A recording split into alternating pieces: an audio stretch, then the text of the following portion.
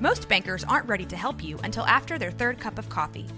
But with Central National Bank's after-hours service, you don't have to wait for the bank lobby to open to get help. You can contact us from 6 to 8:30 in the morning or from 5 to 10 in the evening, and we'll connect you to a real, live, local person who can answer questions and fix problems 7 days a week. Bank different. Bank Central. Central National Bank. Member FDIC. I recognize that Joel Embiid is an excellent basketball player, but I am not into him. I find him super annoying. I love him. Love him. Love everything See, about that seems about right. I want Nurkic to be like him. And Nurkic over the last 2 weeks has become more of him. Little smack talk. Yes, but so much better shimmy. In terms of less annoying. Okay. I appreciate Nurkic standing over Draymond Green. Except for that, you know what? That picture, that's not Green. The picture where he's pointing down. No. I'm talking about the one where he got teed up. Oh, yeah. Well, and I also appreciate him shoving Ben Simmons out of the way to get to Damian. Yeah, that was freaking awesome. Great too. Okay, we have to stop saying we have to have all this good stuff on the podcast. What do you mean? The podcast is going. Oh, it is? Well, it's always going. Welcome to the Blazers Edge podcast, people. Dan, I said that once the season started, we were going to have formal introductions. So let me start. Hey, what's up, Blazer fans? Welcome to the Blazers Edge podcast. I am Tara Bowen-Biggs, joined as always by Blazers outsider Danny Marang. Danny. Oh, hey, Tara. How are I'm you? good. Have you voted for Damian Lillard for All-Star yet today? I have not today, but I have. Have you voted every day from various different machines and various different accounts? I think I missed one. Okay, you can make up for it because they have double days coming up. Oh, dun, so dun. Make sure that you vote on the double days because your vote will count twice. I can't wait until the first round of votes are released because are they coming out? Doesn't it? I'm so nervous that there's not even going to be a blip on there for Damian Lillard, but that's not going to deter me. Like when I went to the game the other night, I sat down and I looked at the guys right next to me and I said, "Have you voted for Damian Lillard yet today?" And they were like, not today." And I was like, "There's 8 minutes until the game starts. You have plenty of time right now. I'll watch." Yeah, first updates we share on Thursday, January 3rd, and then again on the 10th, and then again on the 17th. Okay, well, keep our fingers crossed that Damian makes it into the, up towards the top. I believe we can do it. Well, I've seen enough from national writers that he's going to make the All-Star team without a reserve. I mean, without a injury being necessary. Yeah. I think he's on that level now where if you're splitting hairs deciding between this guy or that guy, Dame's going to get that nod. And with guys like Klay Thompson not having a just unbelievable season, he should get that reserve nod. Okay, reserve nod pretty is not good now. enough for me, Dan. You're always encouraging me to strive for excellence. So in this case, I am striving for the highest level of excellence for Damian. But also realistic expectations. I don't think they're unrealistic. I don't think it's unrealistic. I admit that it is going to be a very steep hill to climb, but I don't think it's completely unrealistic. If Dame can mobilize the Chinese market, he's got a chance. Well, we'll see tomorrow. We'll see tomorrow how much work I have to do. If I have to start knocking on doors, I will do it. Anyway, since we talked last, the Blazers have been on, I wouldn't exactly say on a tear, but they have won 3 of their last 4. They've won 7 of their last 10. Things are looking less bleak, I would say, than they did. Better, yes. Last time we talked, but also I did say to remind everybody that we knew that this was coming, that we are in the middle of a very, very difficult stretch. And I think the Blazers have weathered it pretty well. What do you think? They came through December 8-7, which was for me a win.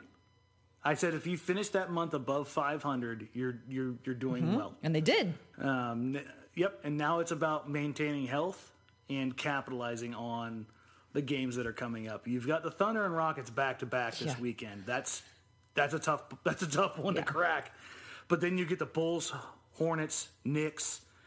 Then you get that matchup with the Nuggets and another one with the Kings. But then you get the Cavs, and then you get some Suns, some Hawks. I mean, it gets nice a little bit there around heading into the All-Star break, and then this is when they need to. Let's put it this way: this is when they need to make hay because they have that brutal road stretch after the All-Star break, which is I think it's like a seven game road. Oof. Yeah, from February 21st till March 5th. I'm going to be at that last game in Memphis. They're going to be looking good after that long trip. Yeah, end of a 7-game trip. Was that a game every other night? 21st, 23rd, 25th, 27th, 1st, 3rd, 5th. Yeah, game every other night. I don't understand how the Blazers have played so many stretches of every other night. Because in December, they had one little spot where they didn't play every other night. They actually had 2 nights off in a row, one time in December, which was followed by a back-to-back. Yep. It's just, and then they have this week, Wednesday and Thursday off, and then they go into another brutal stretch of back-to-back of every other night that's bookended by back-to-backs. It's just with OKC, Houston back-to-back, and then a Denver, Sacramento back-to-back. Yeah, let's not talk about the schedule anymore. Let's talk about basketball. What do we know now that we didn't know a week ago about these Trailblazers? Hey, I don't know. Maybe that you can run the offense through Jusuf Nurkic and good things will happen. Oh my goodness, the Bosnian Beast is. He's just playing out of his mind, and I'm so excited. I was giggling like a schoolgirl during the Kings game. Just giddy with unadulterated, pure, holistic joy. Okay, it was fantastic. It was. I'm going to give you my one take, and then I want you to kind of break down the numbers and what he's been doing over the last thing. But my whole take on Jusuf Nurkic, and you know that I was very late to coming around to him because I wanted to see some things. And one of the things that I kept saying about him last year, as I said, I want to see Jusuf Nurkic when the chips are down, when they're struggling, when things aren't going right. I want to see him put the team on his back. And that game in Sacramento, after they blew that 14-point lead and Sacramento took what is a 7 or 9 point lead, Jusuf Nurkic never stopped. He dug in and he put the team on his back. I mean, he was helped by Damian hitting some really key shots. He was helped by other players making some really great plays. But the fact that he was in it the entire time, to me, shows the maturity that I am just absolutely loving and I think is so fantastic to go along with his, just fundamentals that have improved also over the year. Yes, absolutely. Couple takeaways here. One, I just looking through, I think it's the second most minutes that Nurkic has played in a game. If it's not second, it's third. That right there is a lot. And going off of the whole putting a team on his back, Nurkic only had 10 shot attempts against the Kings, but 14 of 16 from the free throw line. If you remember back in September, one of the things I talked about before we hopped on the podcast, one of my keys to the season was, or the most important guy this season for this team was, to me, Jusuf Nurkic, because he had the most room to grow. And with that, it was about being more successful in the paint, i.e. finishing in traffic, no more flip shots, being strong at the rim, and dunking, and upping his free throw percentage. He was a career 61% free throw shooter, Tara. He's at 75% this season. And he started right out the gate shooting well.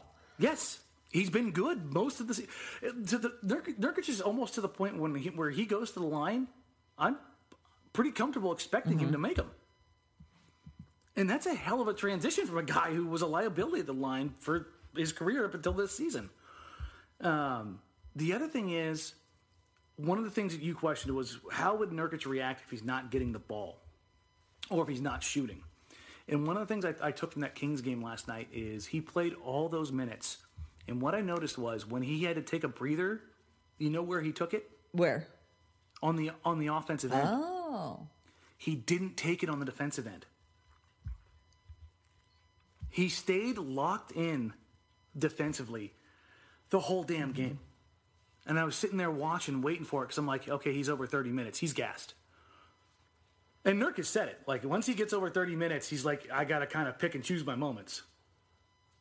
I mean, there's just not many guys in the league. There's maybe 5 guys in the league who were in Nurkic's weight class. And you're talking about the Embiids, the Andre Drummonds. Steven Adams is probably right on the edge of that. Is Looney up there? He seems really... No. He just seems really broad. Maybe just because I've seen him so much recently, but he seems quite broad. He's big up top, but he's not nearly as thick as the rest of these guys. But yeah, Nurkic is a big dude. He's huge. Well, one of the things that I love is that Kevin Calabro has taken to saying 290 pounds frequently on the air lately. No more of this 260 nonsense. Because nobody's fooling anybody that Meyers Leonard and Jusuf Nurkic are 10 pounds apart. I mean, no. Well, so I have been very impressed at Nurkic's stamina. Because, like you said, he is a big guy and he's playing more minutes. And I was worried that him playing more minutes was going to be detrimental to his performance. And I think playing more minutes feeds him. It has been at times. He picks and chooses his moments better. What we have, what's something that drove you crazy about Jusuf Nurkic? The reaching, right?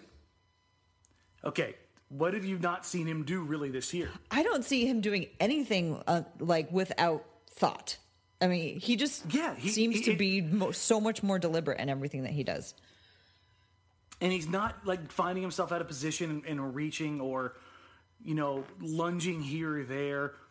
He's in the right position, so he doesn't have to work as hard to get to the right position. Does that make sense? Yeah. Well, let's talk about how Jusuf Nurkic's increased production has translated to the other players on the floor. Because it certainly looks to me like rather than, somebody that we've always been concerned with how much he gets the ball is Maurice Harkless, but I feel like he's been playing really well lately too. How do you feel like he's been doing? So I'm probably one of Harkless's biggest critics, and it's not because I think he's a bad player. It's because I think he has every tool that Portland needs, and he doesn't deliver it regularly, so it just pisses me off. But with that said, I thought the effort, the intensity, the commitment, everything that he had against the Kings last night was maybe his best game I've seen from him as a Blazer. And it wasn't like this monster box score night. It was a good night. Don't get me wrong. It was a very good night. But even when he wasn't getting credit for his steal, he had his hands in passing lanes on deflections, helping and recovering, hedging, getting over the top, just in the right place at the right time all damn night. And that's, realistically, he should be that guy nightly. He has the capability. It's unquestioned that he has the capability to do that. And I'm not saying that in the sense that the capability that just because Jusuf Nurkic had a 20-20 5-by-5 game, he has the capability to go out and do that every night. You need the right set of circumstances. But with Harkless, his set of circumstances is there for him every night. Well, I think I've been watching him closely. I included him in the mom's favorite column I wrote this weekend for his activity in the steals and the blocks department. And after I wrote it, I realized that was the third time that I'd written about him. And the other 2 times I'd also written about his steals and blocks.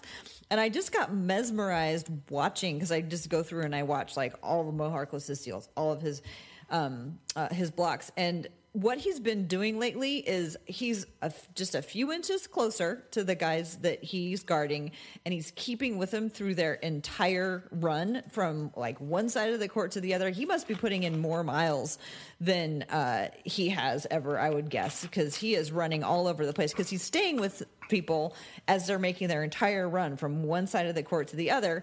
But then the other thing that's happening on offense is that now he's got 2 people potentially passing to him, because Nurkic is getting so many assists that I feel like Mo maybe feels like he's more engaged, or he has to be alert and ready for a pass more often, because it's not just coming from Damian. He could be getting it at any time also from Nurkic. Yeah, and that was exactly where I was going with this, is that with the Blazers moving the ball inside to Nurkic more, Nurkic is very much like Sabonis. Like when he catches the ball in that face-up, unless he hasn't had a shot in like 20 minutes, his initial look is usually bring the ball up high and look for somebody. And Harkless has found that, hey, if I'm a willing cutter, or if I willingly run the floor on the fast break, probably going to get the ball. And it's led to some confusion at times, because I think he gets a little anxious still, just trying to figure out the timing on the cut, and he's cutting at the same time as Aminu, and that'll happen with the free flow offense as they kind of change things around and move where the ball is, as not as much on the perimeter and more in the high post. And with that, Harkless is playing a better brand of basketball. And for everyone's like, this is all Harkless needed. He just needs the ball. Well, here's the pecking order, folks. Dame, CJ Nurkic, and then everybody else. And that's how it's always going to be. Harkless is a cursory player. He's not going to be a featured player. He needs to cut. He needs to work off the corners. He needs to be in the weak side. He needs to run the floor. And if he does those things, he'll be rewarded. And I think that it's just an easier reward when you're moving the ball around, and not necessarily by moving the ball around within the offense, but moving where the attack is coming from the perimeter above the break, from the corner, wing pick and rolls, high post, pinch post, off horn sets, just different areas. And by doing so, Harkless has got a little bit more freedom to react and to move around, and the Blazers are capitalizing on that.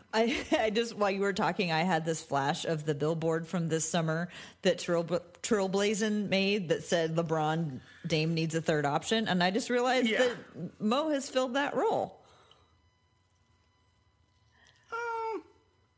Fourth option. I'll go that far. If Nurkic and CJ are the first and second options. After Damian. Oh, well, no, it's Dame needs a third option. So okay. Dame has one option, Nurkic, two options, CJ, third option, Mo Harkless. And then you have Aminu just running around playing cleanup. Yeah, and Aminu's actually found himself a little bit energized, finishing off some of those cuts too. We've had a few adventures in dribbling over the past few weeks. Love it. Love the chaos. He's totally brought back the chaos. Like, I was fine at the beginning of the season when he started to like be a little bit less chaotic, and he was playing a little bit more under control. Like, he'd bring the ball up, halfway and then toss it to Dame or whatever. But I love it when he brings the chaos. Yeah, he had like a base or a drop step spin move on somebody where he was completely out of control, and he somehow gathered it and brought it back. And I was like, you know what? I know. It's not always pretty. I will fully admit that it doesn't always work out. It's almost never pretty. It's almost never pretty, but he's definitely a results oriented guy.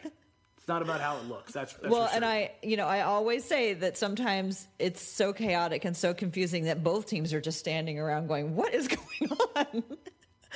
But he was the hero at the end of that Golden State game, along with Damian Lillard. I mean, he corralled that pass and tossed it to Damian so that he could hit that shot in the Golden State game. That was such a weird play. You get the Nurkic steal, Dame driving, going up in the air and getting caught, then like kind of loosely just dropping the ball. Aminu scoops it up and Dame relocates, and you made it sound really not exciting the way you just recited it. Well, I mean, just watching that play happen live, I was like, yes, no, yes. But that's what makes it exciting. That's what makes this game so awesome. For me, anyway. I know that you like it when it's just all yes. But that's not possible. I'd like it to be a little bit tighter. There's no argument there.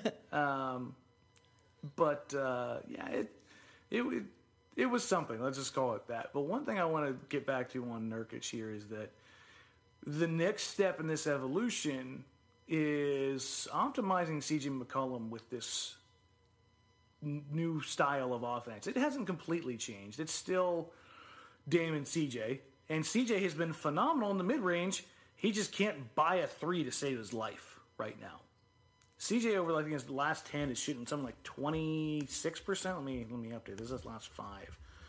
Let's see. 3-point percentage. CJ's 25%. Ooh. So Very not CJ. Thankfully, Damian Lillard is 47% and Seth Curry is 57%. Seth has been just flat out bonkers. Yeah, let's talk about Seth in just a minute, but I want to go back to one thing you just said about Dame and CJ and CJ's place in this new offense. What would you characterize as like what the new offense looks like compared to what the old offense? Do you mean like the offense now running with the ball running through Nurkic more often? Yes. So where's CJ's part in that? Exactly. With the ball in Nurkic's hand, it means it's not in CJ's hands. I mean, that's really what it comes down to. And I think overall, both right now and in the future, I think it's best that option 1 is Damian Lillard. Option 2 is the ball in Jusuf Nurkic's hands. And I don't say that Nurkic has to take a shot or that he even has to assist. Just the ball, simply put, when you've got Dame on one wing, CJ on another, and you've got Nurkic in the middle of the floor, defenses can't load up and take away the other side. What most defenses try to do is keep the ball on one side of the floor. When the ball goes in the middle, defenses have pick to a side. adjust and pick a side. Pick your poison. And I think ultimately that frees up guys like Aminu and Harkless. And there needs to be a way to free up CJ a little bit more. Even if it's just moving the ball from one side to the other. Instead of just always in the dribble handoff or on the weave or off pin downs, now run some action for CJ off of Nurkic. And then you clear more space, and then you allow guys like Harkless and Aminu to cut through. Or you get Nurkic on a mismatch, which is that's my next thing to yell about as far as how the Blazers utilize Nurkic. If I see Nurkic get a damn point guard on one more time and I see a guard look him off, I'm going to lose my mind. And it's not about getting Nurkic the ball and letting him score. It's letting him get the ball 5 feet from the rim and back the little ass dude 2 feet away from the rim and force somebody to commit or get 2 free points. It's driving me nuts. The one nice thing is that so far it's happened this year is a lot of things I've really complained about or been very loud about. The Blazers have done a really good job of adjusting those things. It's not like I'm omnipotent here and nobody else sees these. It's just those are the things that I see more than that stand out more than anything. And that and the bounce passes in traffic and I think of you every time they do one. God. I hope you think of me too, thinking of you. No, it's hilarious because I've said it so many times now during games that Joe and Shane, before I even say anything, they're complaining about it. They're like, oh God, could you not do that again? We don't want to hear Dan yell about it. They need to be stronger. And not get sucked into your hatred of the bounce pass between the defenders. I love the bounce pass. Just the timing and the precision of it needs to be better. And also, every now and then, throw one over the top. How are they going to get better if they're not practicing in the live game situation? They don't have the time to practice regularly because they're playing a game every other night. They do practice a little bit. That and my other harp is just throwing the ball up in the air to bigs more frequently. The one that I'm pointing out here, the Evan Turner lob to Meyers Leonard, it didn't end up counting, where he caught it, windmilled. Yeah, the one that he did get. Reversed it, and it was like, good God. Know, that would have been so great. That man is that capable of doing that. Nurkic is capable of doing it. Collins is clearly capable of doing it. Harkless is capable of doing it. Please, just do that more. For my sanity. Throw a lob every now and then. Listen, I don't care if you miss a few on the way there. Just to keep the because I guarantee defensive scouting reports for against the Trailblazers right now are keep your hands low on those pick and rolls. Keep your hands low because they're going to bounce past. They're not going to pass over the top. Well, maybe that's what they're doing. Maybe they're doing that on purpose. Maybe they're trying to lull their opponents into a sense of complacency, and then after, the second half, and then of the in the season, playoffs, boom, they're going to start throwing everything over the top. You know what's hilarious is as we're talking about this, I have the Thunder and Lakers on. Westbrook and Adams just ran a pick and roll. You know what they did with the ball? Top. threw it over the top, and he just got hacked by 4 people, and he's at the free throw line now. Okay, with the ability to send the ball to Nurkic and then have Nurkic either try to make a shot or continue with the play, is that something that is going to be more effective against teams like, say, New Orleans Pelicans, who would double team Dame? So that's how you do it. That's how you relieve that. You get away from them being able to blitz the pick and roll. Now, here's the other thing: is you can run Nurkic in the high post, and you can run Damian Lillard off those cuts, and you have somebody else running a secondary action behind him. And I mean, if CJ's floating to one side, Dame's floating on the other, then I mean, just off that action alone, you're going to get somebody free, or Nurkic is going to get isolation deep in the post. Okay. And listen, I know a lot of teams would rather have Nurkic be that guy, but I think Nurkic is elevating his game enough and to a high enough level where you don't. Well, look what the Warriors did to him in the second game. They were so terrified of him, they sent a double team at him to start the game. They're like, we're not going to let this crap happen. And if you're getting that out of the Warriors already, think about what teams are looking at in the playoffs. They're not going to want to have that happen all game long when every possession matters. Because you get guys in foul trouble, you get easy buckets, the pace slows down, and that physical style, that's what happens. And I'm really thrilled to see Portland going more towards this way while still being reliant on the perimeter game. Okay, all this is well and good, but against the competition the Blazers have been facing for the most part recently, but how does this work against big bigs like Gobert? Because that didn't go so well. No, but I also think that the guards had some pretty horrendous games in those games too. It's kind of a chicken and the egg. You use Nurkic to get Dame going. You use Dame to get Nurkic going. You know, kind of playing off those two. And Utah, I think, they're a lot better team than people want to give them credit for. I think that's just the nature of the beast, really.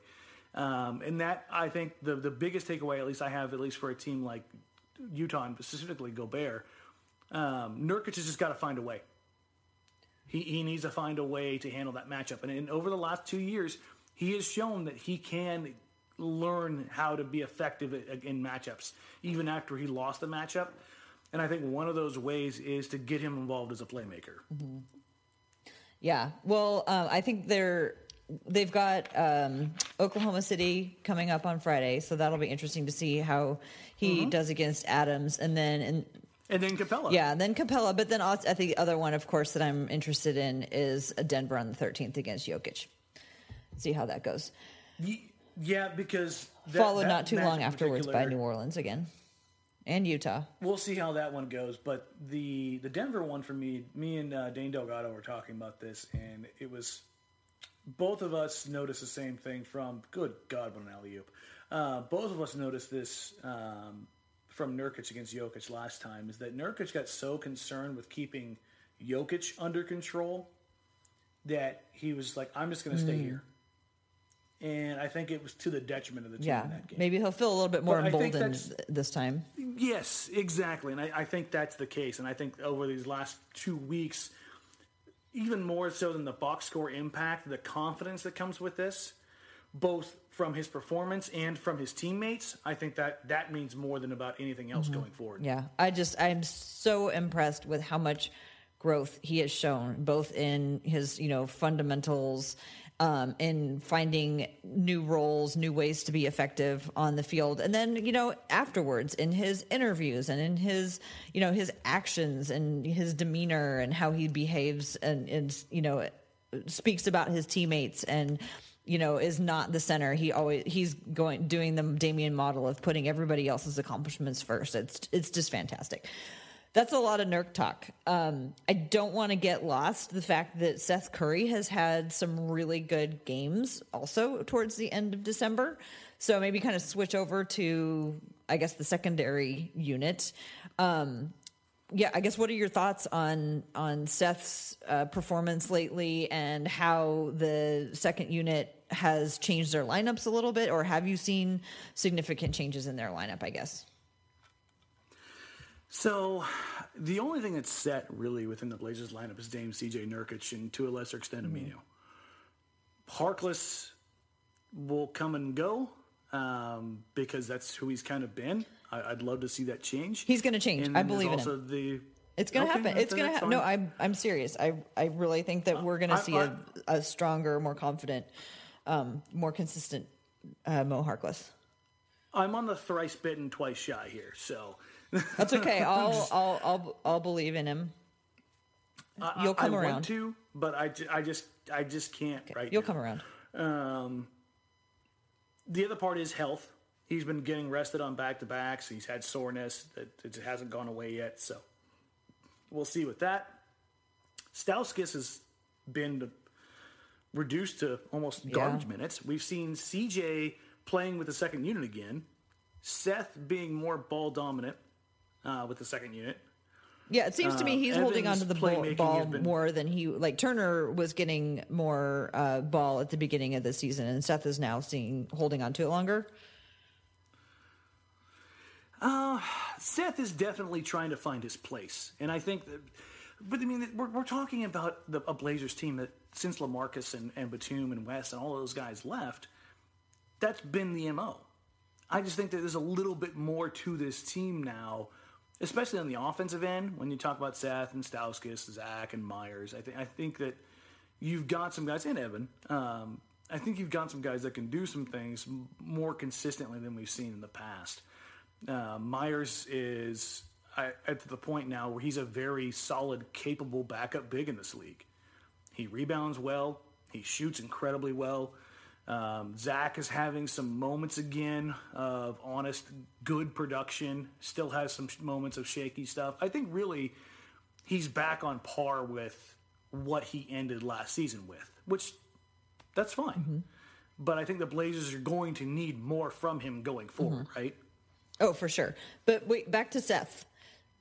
So do you see that there's been like a change in the rotation of that second unit? Oh, yeah. No, there has been. So CJ staying in longer. Staying in longer or coming out sooner or coming off the bench with the second unit. There's been some weird stuff lately. That Sacramento game was very different. Yes, and that was because Dame was sick. And this isn't side-eye like Dame was hungover. I've talked to a few guys. Dame was definitely sick.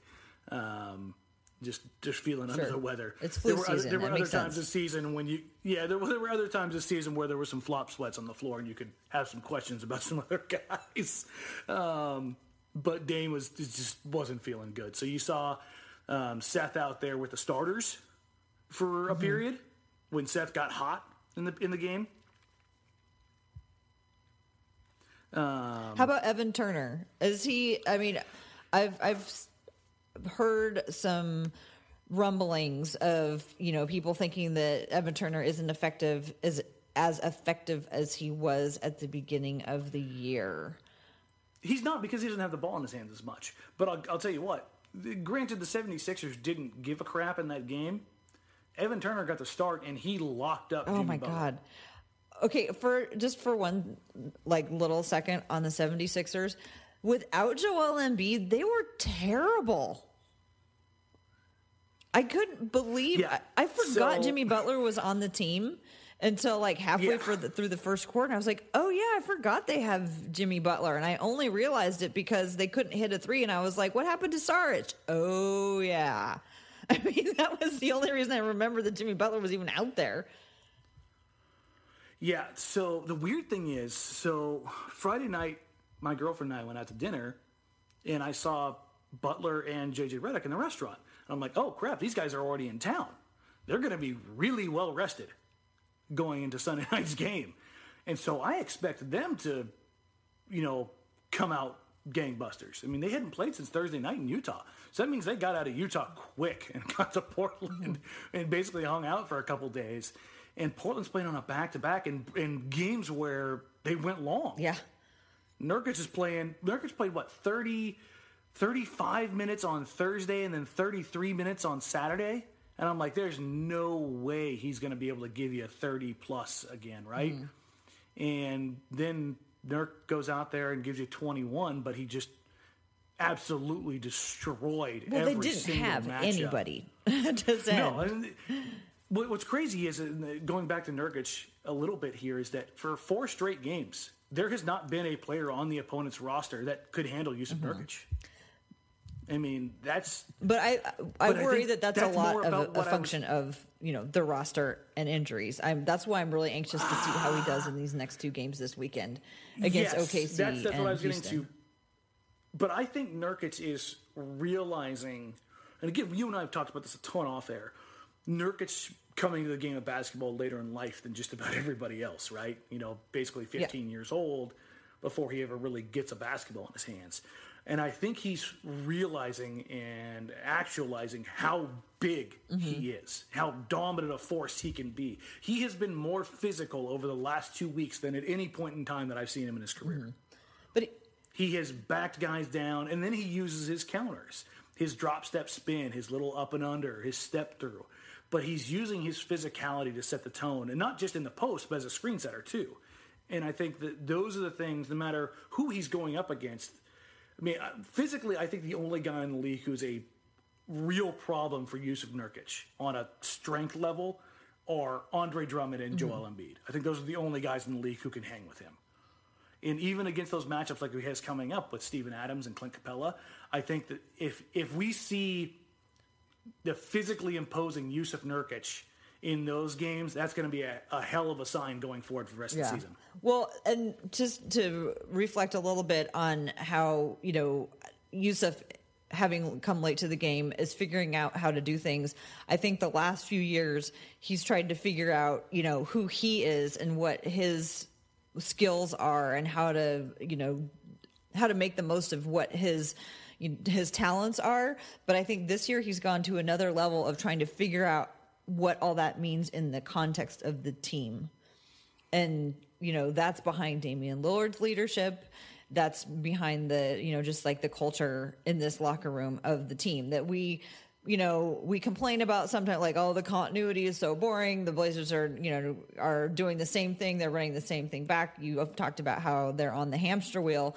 And I don't think any of that is wrong. But what I like to do is call out the fact that Jusuf Nurkic has learned how to use that to his advantage, because he's figured out who he is and how he's key to making this team that he knows really well, how he's figured out how to help them become more successful.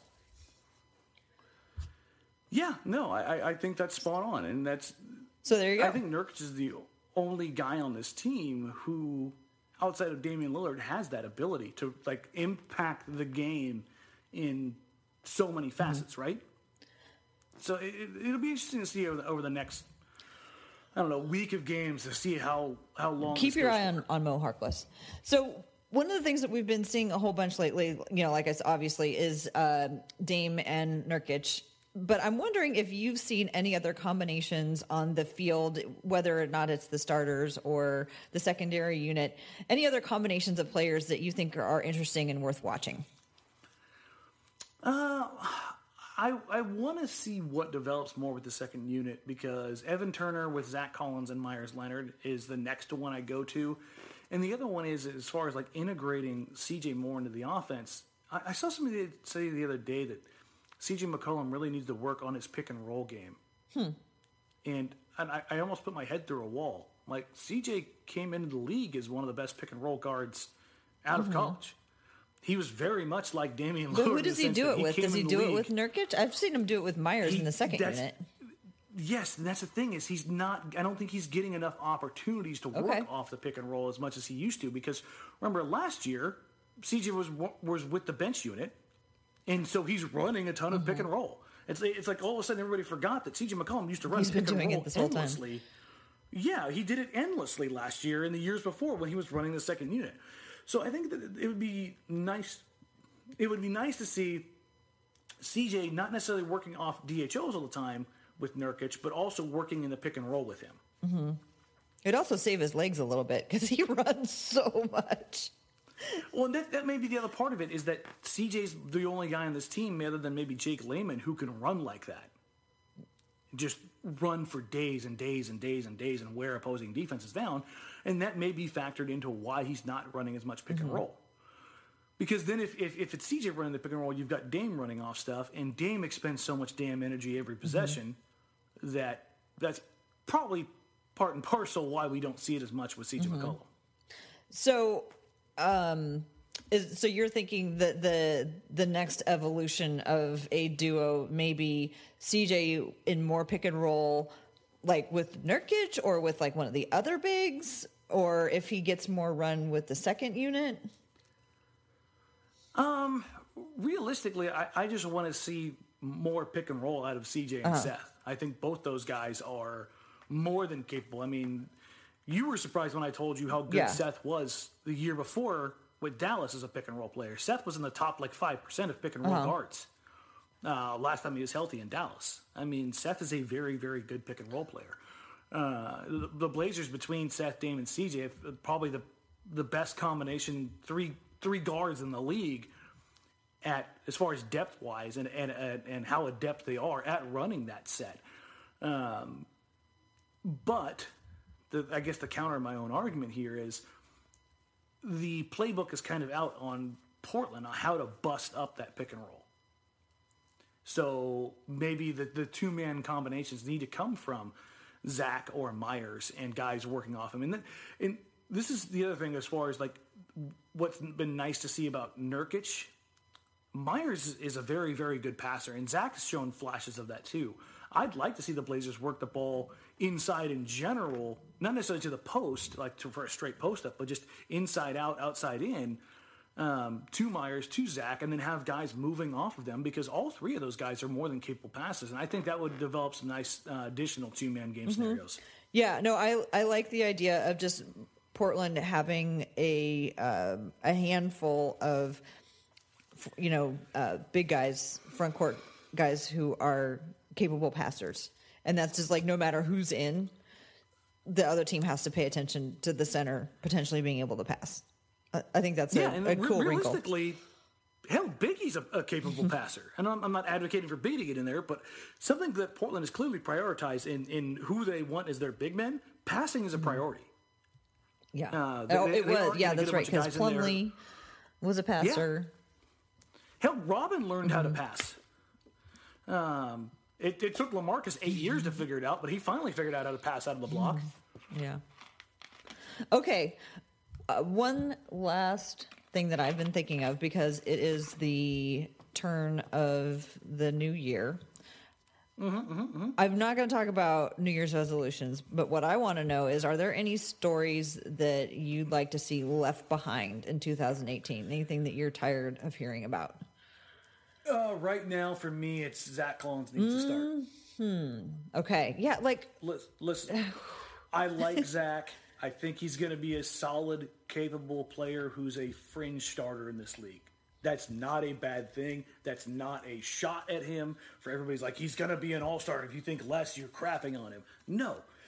The vast majority of players in this league do not make it to that level.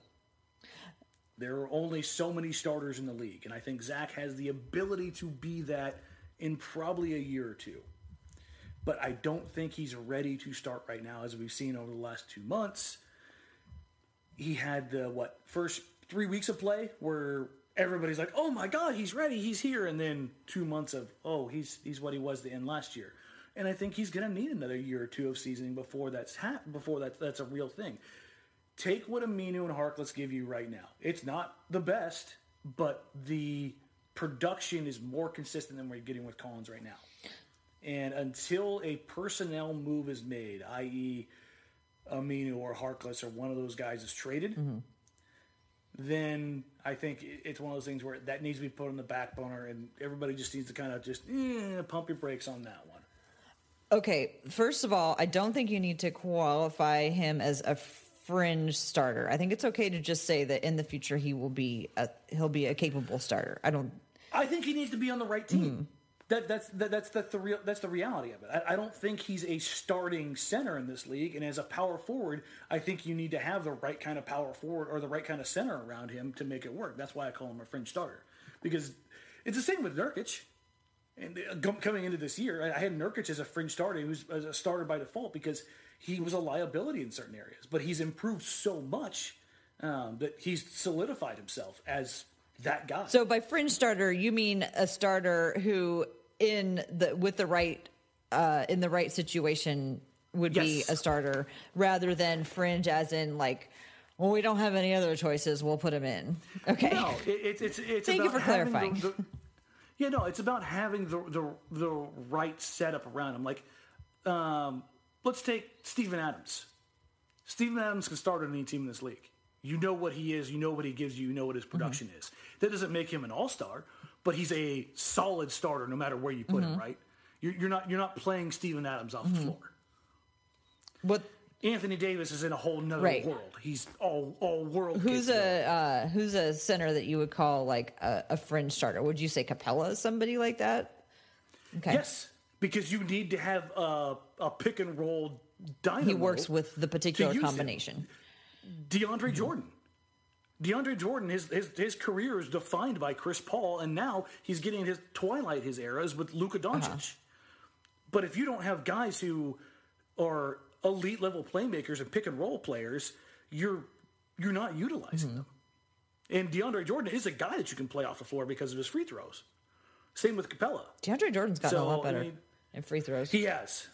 But yeah, I get what you're saying. But I mean, those are guys that like you have to have the right scenario around them. So, and you're just saying right now, Zach Collins is not ready to start, absent a trade that or something that would take Aminu or Harkless away, and definitely not in the center. You're talking about for the.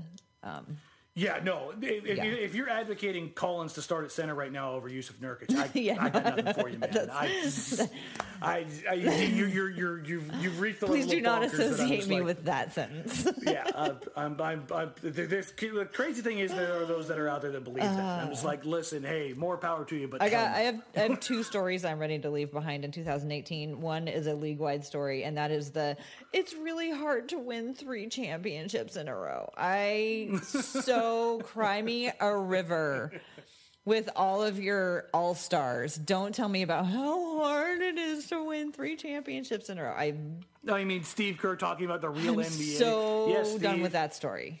Many, many teams have had 3 active Hall of Famers on their roster at any given time and struggled. Like, how about they just admit, like, we have a good team. We expect that we're going to win, but because there's a lot of good teams that on any night can give us a really good challenge, it's not going to be easy. Like, and we have a lot of egos and guys hate each other in the locker room. But like the whole, all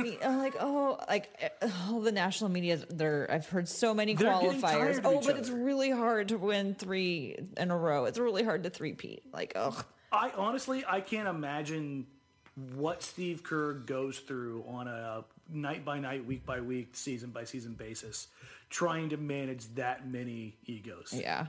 Poor thing. He has all those all-stars. Must be rough. But but I mean, like, just, and I'm not excusing it in any way, shape, matter, or form as far as what they have been saying, but yeah, the trying to massage all of that regularly, not for me. But the Blazers related one is I think I've said this before on this podcast, and that is if people are still complaining about Meyers Leonard not being a real NBA player, they totally need to find something else to do. Because find another plan. NBA or Meyers Leonard has shown that he is a solid NBA player. He's not an all-star. He's not a starter, but he's reliable. He's a capable bench big backup center.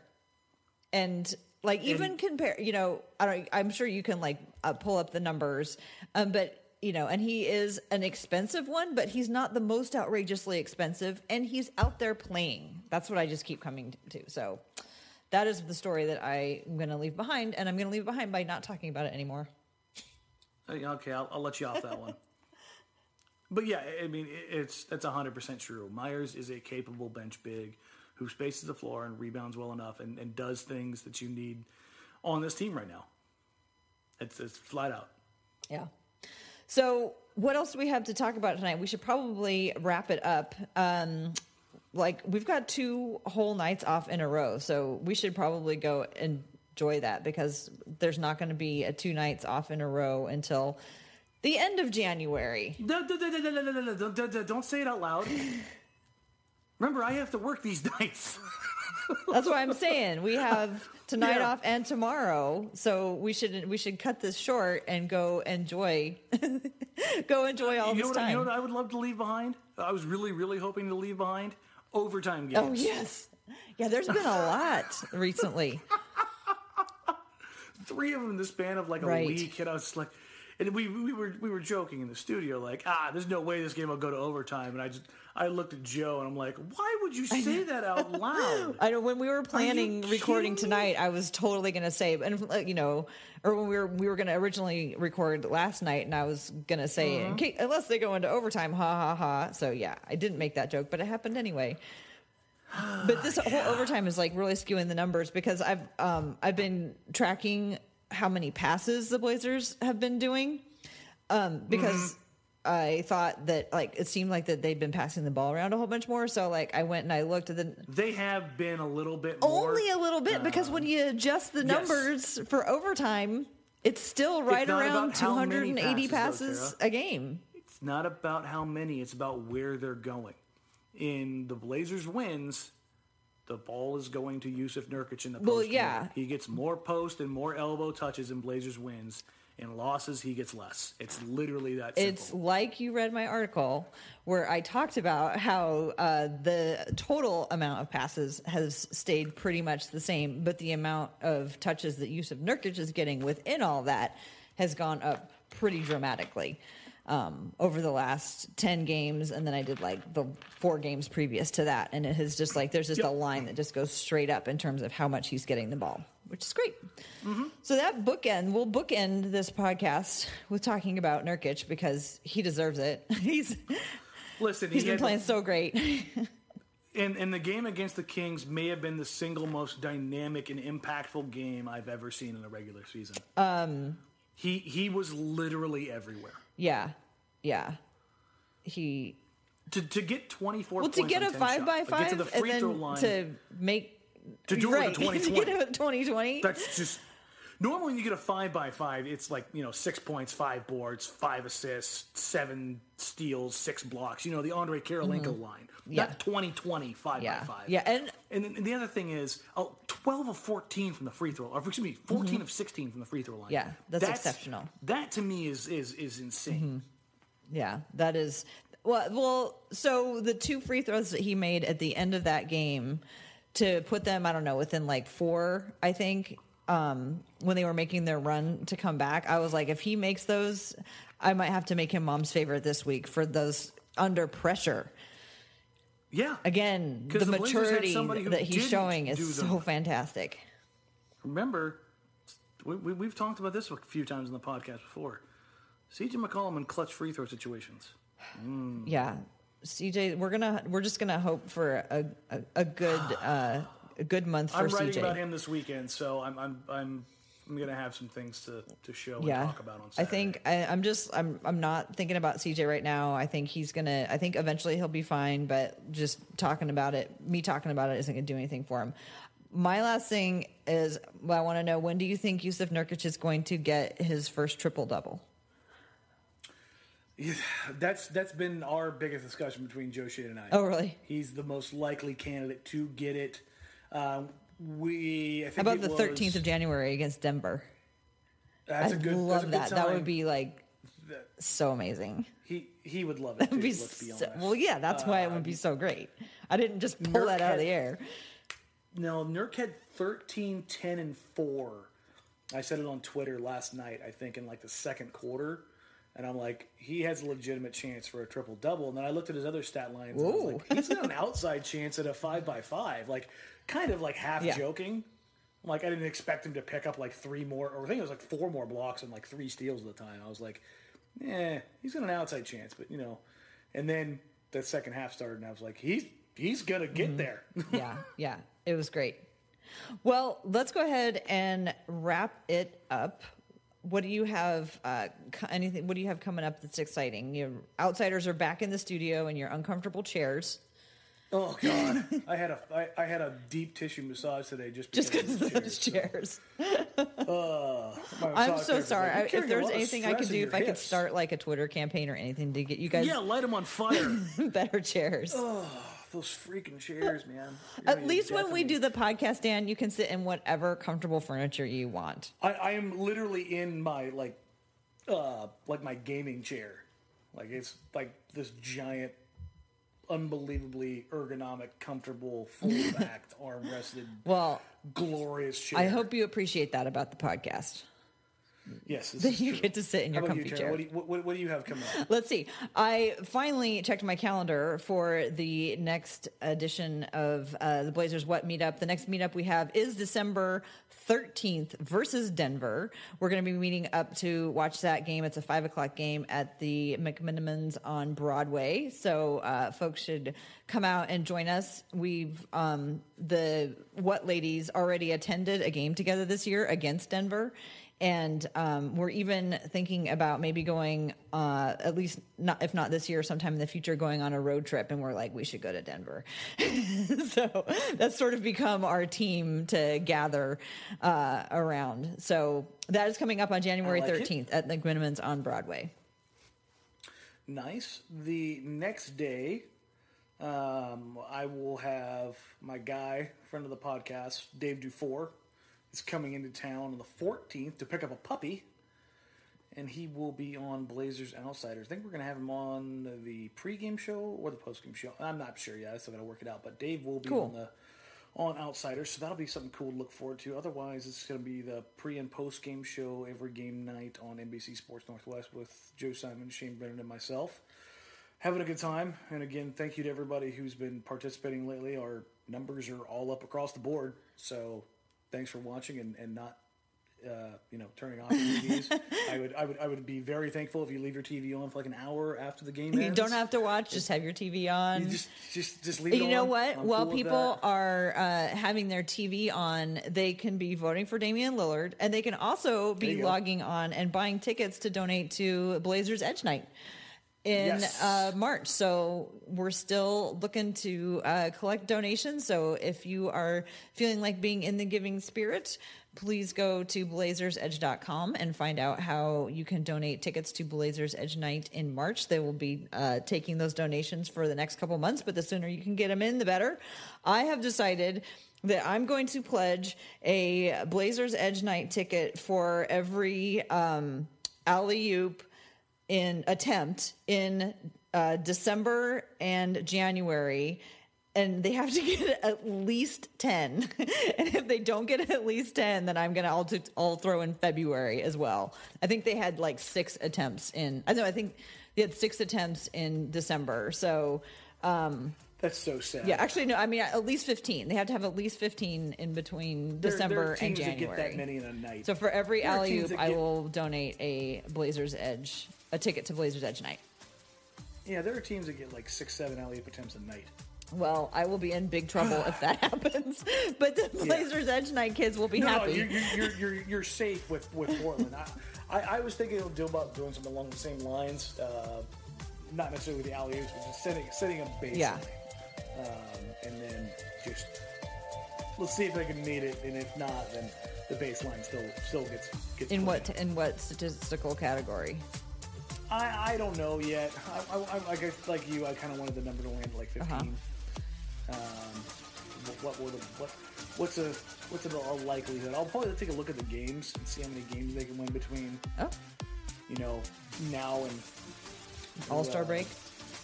Yeah, All-Star break or a week after, something like that, and then help kind of tidy up the push down the stretch for the last few tickets that usually happens every year. So that's something I'm looking at. All right. Well, thanks to the listeners for joining us. Don't forget to go to what is it? These called? What's it? Apple Podcasts or wherever.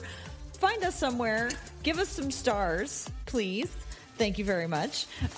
Rate, review, subscribe, unlike, do it all over again. Is that what you usually say?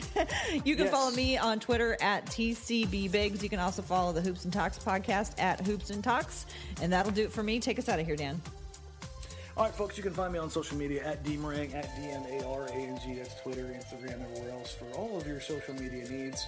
On Blazers Outsiders on NBC Sports Northwest an hour before tip-off, and as soon as Michael Holton and Jordan Kent get off the air in the post-game show. For Terrible and Biggs, I'm Danny Marang. We'll catch you guys next week. Take care. Bye.